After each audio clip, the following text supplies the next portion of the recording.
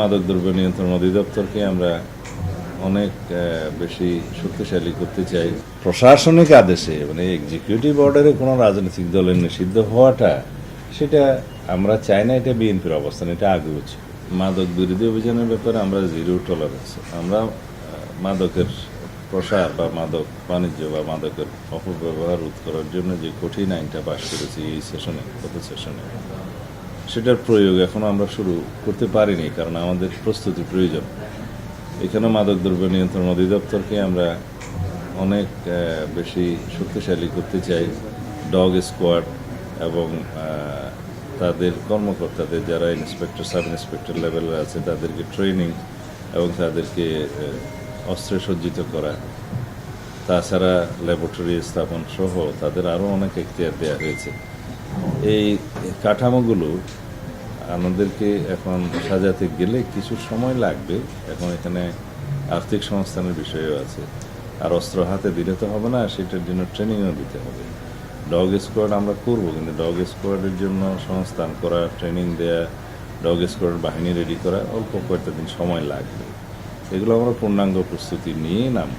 তবে এখন আইনটা যেহেতু গ্যাজেট হওয়ার সাথে সাথে কার্যকর হয়েছে, এ বিষয়ে মামলা হবে এবং যথাযথ তদন্ত প্রক্রিয়া চালু করে আমরা ওই আইনের অধীনেই তাদেরকে বিচারের ব্যবস্থা করব। এগুলো ডিটারেন্ট হিসাবে কাজ করবে, যেহেতু আমরা একটা শক্তিশালী আইন প্রণয়ন করেছি। এটা নিজেই একটা ডিটারেন্ট হিসাবে কাজ করবে। তারপরেও বিচ্ছিন্ন কিছু ঘটনা যে হচ্ছে না তা নয়। আগে তো আইনটাই দুর্বল ছিল এবং অধিদপ্তরের কর্মকর্তারা বিনা অস্ত্রে অস্ত্রধারী মাদক ব্যবসায়ীদের সাথে যুদ্ধ করত। তাতে করে আমাদের অনেক অফিসাররা গুলিবিদ্ধ হয়েছে। এখন সেটা হবে না। তাছাড়া অন্যান্য বাহিনীও এই মাদকের বিরুদ্ধে ব্যবস্থা নিতে পারে, অভিযান করতে পারে, মামলা দায়ের করতে পারে, সেই ব্যবস্থাও আছে, আগে থেকেই আছে। কিন্তু মামলাটা এখন হবে নতুন আইনের অধীনে, শক্তিশালী আইনের অধীনে। আশা করি আমরা মাদকের বিরুদ্ধে সর্বাত্মক অভিযান পরিচালনা করতে পারব এবং কিছুদিনের মধ্যেই আপনারা হয়তো পরিস্থিতির উন্নয়ন দেখতে পাবেন। আগে আইনি ভিত্তিটা দুর্বল ছিল, সেই জন্য হয়তো অনেক কিছু করা যায়নি। জুয়ার ক্ষেত্রেও একই বিষয়, আগে আইনি ভিত্তিটা দুর্বল ছিল, জুয়ার বিরুদ্ধে তেমন কার্যকর কোনো ব্যবস্থা করা হয়নি। আরও অন্যান্য যেগুলো আছে, চাঁদাবাজি সহ অন্যান্য এই আইনগুলো আমরা সংস্কার করার চেষ্টা করতেছি। কারণ এখন পেনাল কোডের অধীনে যেটা এক্সটর্শনের জন্য পানিশমেন্ট আছে, সেটার বিধানগুলো নিয়ে আরও কিছু পরিবর্তন আনা যায় কিনা, সেই বিধানগুলোতে সেটা আমরা চেষ্টা করব। কারণ এখন যারা চাঁদাবাদের শিকার হচ্ছেন তারা যদি মামলা না করে, তাহলে সেই মামলাটা অন্য কেউ সরকার পক্ষ বা পুলিশ করতে পারে না। তো এইটা একটু আইনগত ভিত্তি আমাদেরকে রচনা করতে হবে। আমরা আশা করি জনপ্রত্যাশা অনুযায়ী ইনশাআল্লাহ আইন শৃঙ্খলা পরিস্থিতির উন্নতি ঘটাতে পারব। যে জনপ্রত্যাশা অনুযায়ী আমরা আইনগুলো সংস্কার করছি এবং সমাজে আসলে দরকারও আছে যে মাদক মুক্ত, জুয়া মুক্ত এবং চাঁদাবাজি মুক্ত সমাজ প্রতিষ্ঠা করতে গেলে শক্তিশালী আইনি ভিত্তি যেমন দরকার, আমাদের ভিতরে সেরকম মানসিক পরিবর্তনও আমাদের আনতে হবে, সোশ্যাল মোটিভেশনটা করতে হবে। এই সোশ্যাল মোটিভেশনের কাজটা আপনারা জনসচেতনতা সৃষ্টি করেন, যাতে আমাদের যুব সমাজকে আমরা রক্ষা করতে পারি এবং এই দেশের ভবিষ্যৎ, এই যুব সমাজ, তাদেরকে অবশ্যই আমাদেরকে সুস্থ, সবল এবং মানসিকভাবে শক্তিশালী করতে হবে। এই সমস্ত বিষয়ে মামলা হচ্ছে, পুলিশের বিরুদ্ধে সেটাও পত্রিকায় আসতেছে। যারা পেশাদারিত্ব বজায় রাখতে পারেনি সেরকম কিছু কর্মকর্তার বিরুদ্ধে তাৎক্ষণিকভাবে মামলা হয়েছে, প্রত্যাহার করা হয়েছে। যেমন চট্টগ্রামে একজন ক্রিকেটারকে হেনস্থা করা হয়েছিল, তার সাথে সাথে আমরা পুরস্কৃত যেমন করছি, তিরস্কৃত করতেও আমরা কসুর করছি না। এটা আপনাদের সংবাদ মাধ্যমে তো প্রকাশিত হচ্ছেই। জাতিসংঘের রিপোর্ট অনুসারে 1400-র মতো শহীদ এর তালিকা তারা পেয়েছেন, পুলিশ পেয়েছেন, কিন্তু আমাদের জানা মতে সেটা 2000-এর বেশি হতে পারে। কিন্তু ওই যে স্বৈরাচারী আমলের শেষ দিকে, পতনের আগে, তারা হাসপাতাল থেকে নথিপত্র গায়েব করে দিয়েছে, অনেক ক্ষেত্রে ট্রিটমেন্ট দিতে দেয় নাই, অনেক ক্ষেত্রে লাশ গুম করে ফেলেছে, অনেক ক্ষেত্রে বেওয়ারিশ হিসেবে দাফন করেছে।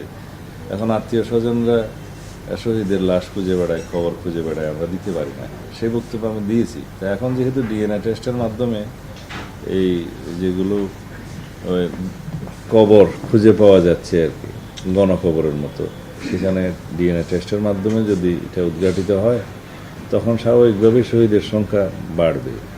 এখন ডকুমেন্টেড হইতে হবে এটা। মুক্তিযুদ্ধ মন্ত্রণালয় থেকে যে তালিকাটা করা হয়েছে, একজ্যাক্ট সংখ্যাটা আমার সামনে নেই, 800 কত জনের কথা বলেছিলাম, 843 জন না কত জনের কথা বলেছিলাম। তো সেইটা ডকুমেন্টেড আছে, তাদেরকে শহীদ হিসেবে তালিকাভুক্ত করা হয়েছে, গ্যাজেট করা হয়েছে। আহতদেরও খ এবং গ শ্রেণী হিসেবে 3 শ্রেণী হিসেবে তালিকাভুক্ত করা হয়েছে।